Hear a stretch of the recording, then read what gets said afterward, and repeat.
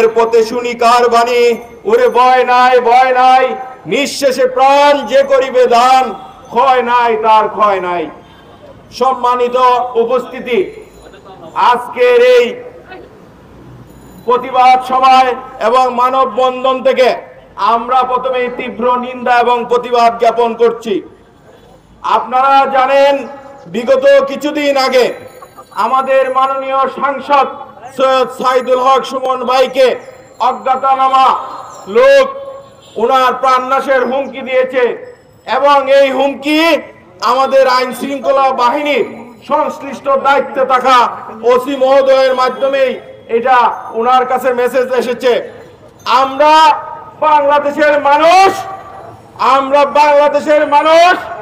আমরা 52 ভাষা আন্দোলন থেকে শুরু করে 1971 সালে মুক্তি সংগ্রামের মাধ্যমে এদেশের স্বাধীনতা অর্জন করেছি।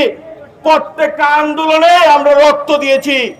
আমরা এদেশের সূর্য সন্তানকে সব সময় আমরা বিভিন্ন ভাবে কুচক্রী মহল এবং নীল নকশার মাধ্যমে আমরা এই দেশের সূর্য সন্তানদেরকে হারিয়েছি।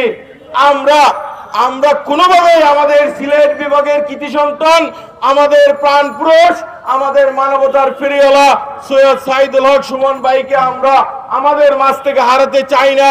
আমরা এর জন্য তীব্র নিন্দা এবং প্রতিবাদ জ্ঞাপন করছি।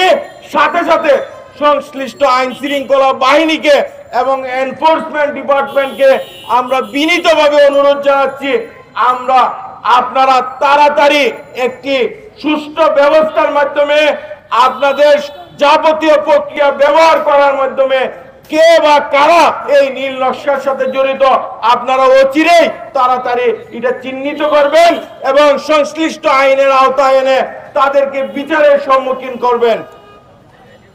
সম্মানিত উপস্থিতি, আমরা দেখেছি আমাদের যখনই এদেশের কল্যাণে, এদেশের মেহনতি মানুষের কল্যাণে যখনই যে বা যিনি এদেশের মানুষের কল্যাণে কাজ করেছেন তাকে আমরা বেশি দিন বাঁচতে দেই নাই। আমরা বঙ্গবন্ধুকে হারিয়েছি, আমরা এদেশের যে শাহ এস.এম. কিবরিয়া আমাদের সাবেক অর্থমন্ত্রী আমাদের কৃতি সন্তানকে হারিয়েছি, আমরা বাংলাদেশের বিশিষ্ট শ্রমিক নেতা হাসানুল্লাহ মাস্টার সাহেবকে হারিয়েছি, আমরা এইভাবে আইবি রহমানকে আমরা হারিয়েছি। আমরা দেখেছি মাননীয় প্রধানমন্ত্রীকে বারবার ওনার প্রাণনাশের জন্য বিভিন্নভাবে গ্রেনেড হামলা সহ বিভিন্নভাবে হত্যার চেষ্টা করা হয়েছে।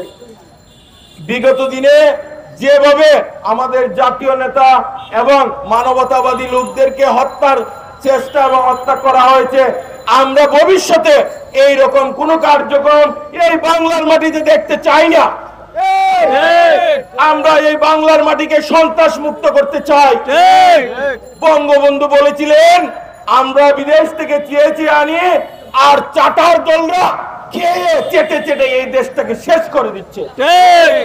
আজকে যখন ব্যারিস্টার সুমন ভাই চাটার দলের বিরুদ্ধে প্রতিবাদ করতে শুরু করলেন, বাংলাদেশের মানুষকে জাগ্রত করতে শুরু করলেন, তখনই কিছু চাটার দল ঐক্যবদ্ধ হয়ে নীল নকশা তৈরি করেছে, আমাদের সুমন ভাইকে দাবিয়ে দিতে চায়। কিন্তু আমরা এই প্রতিবাদ সভা থেকে বলতে চাই, আমরা সিলেটের মানুষ শাহজালালের উত্তরাধিকার, আমরা সিলেটের মানুষ শাহপরানের উত্তরাধিকার, আমাদের রক্তের মধ্যে প্রতিবাদ আছে। আমরা কোনো তেমে থাকার জন্য জন্মগ্রহণ করি নাই। এই দেশে আপামর মানুষকে মুক্তি দিয়ে সন্ত্রাসীদের বিরুদ্ধে যুদ্ধ করে, দুর্নীতিবাজদের যুদ্ধ করে আমরা ইনশাল্লাহ এই বাংলা সোনার বাংলা গড়ে তুলব।